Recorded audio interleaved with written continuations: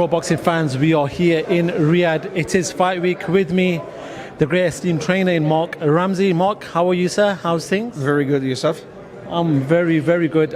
Look, first time around, I spoke to you before the fight, and what a fight. I spoke to you after the fight. You know, everything was excited, but when I talked to people, people said it was a lot closer than, you know, think people might have imagined. People had Dmitry winning it, some people had Artur winning it.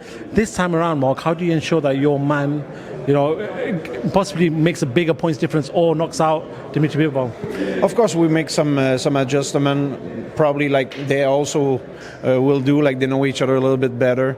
A fun story about that thing. Like when we go back to Canada, we have a first debriefing together, and my thing was, Artur, we probably win. I win as a coach, my biggest win ever, and you probably win your biggest win ever as a boxer, but I'm not satisfied. I know you can do way better of this. And he told me, Marc, this is exactly the feeling that I have. Like it's great, I'm happy, but I can do way better than this. And that was the motivation of our group and our team for the whole training camp, and we just want to deliver this Saturday night.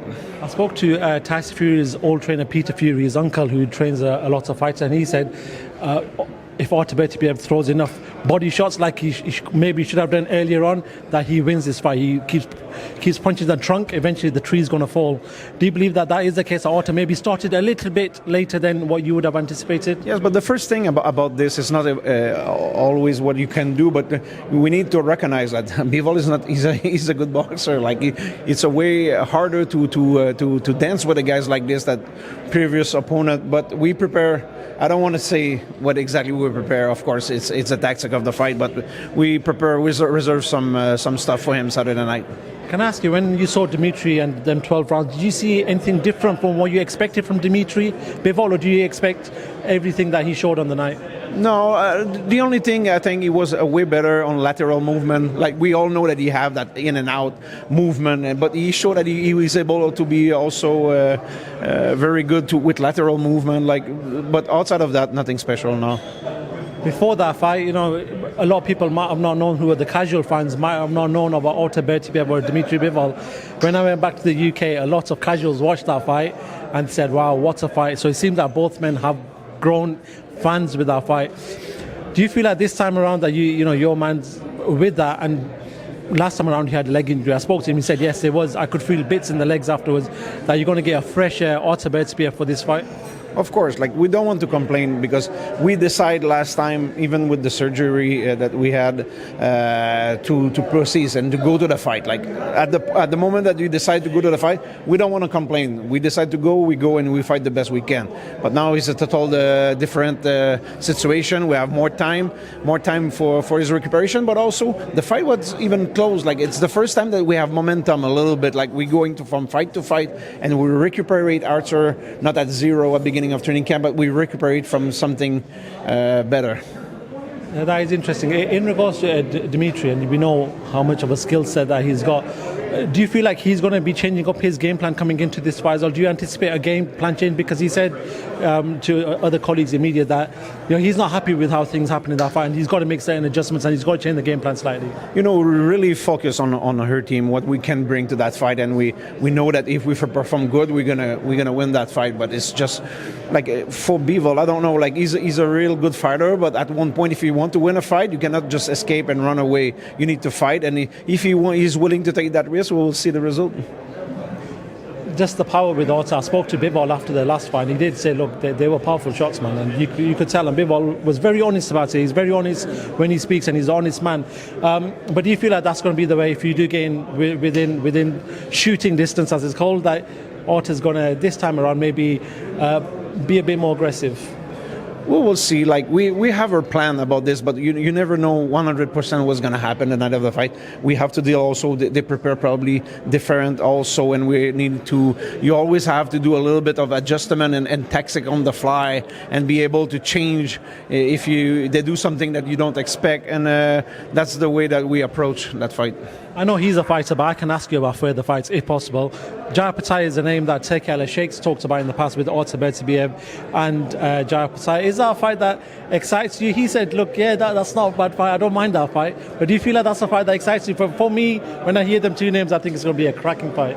Maybe, but to be honest, right now, boxing is my job. I have a big task to do on Saturday night. I really want to focus on that one, and we'll sit down and see all the opportunity after. I need to ask your thoughts. Canelo versus Crawford, September is being called for. How does that fight play out in your eyes?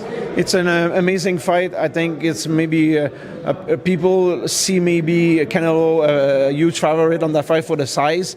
But if you listen from the past, you can look at a fight like Leonard and Hagler. I see that the same way, and I think there's going to be way more complicated for Canelo that people can estimate right now. Final one before I let you go, I do want to talk about the co-main event for this one. I'm not sure, but Daniel Dubois and Jose Parker, two fighters who have really reset their career through Riyadh season. They were both written off. They're both now fighting for a world. Well, one was a world champion and one's fighting to grab that world championship. What do you make of that fight? I think it's a great fight. I think it's almost a 50-50 fight. Dubois very impressed me a couple of last fight. Like he looked like he's still involved. He's still better and better every fight. He looked like more confident in every fight. And you have also the other side of guys who have a lot of experience. I think at the end it will maybe be a little bit of difference, but I can see a very close fight in that one. Final one before I let you go. Oleksandr Usyk's done a couple of interviews, and I've got to give the man a shout out who's basically clocked boxing. He's done undisputed twice. He's got two more fights left. One is going to be the winner of Dubois and Parker, and the second one we don't know right now. But talk to me about, as a trainer, when you see Usyk fight, what do you see and how great a fighter is he? Well, listen, I think he proved himself from a couple of last year. Probably one of the best. I will say like cruiserweight of all time, of sure. Very good heavyweight also.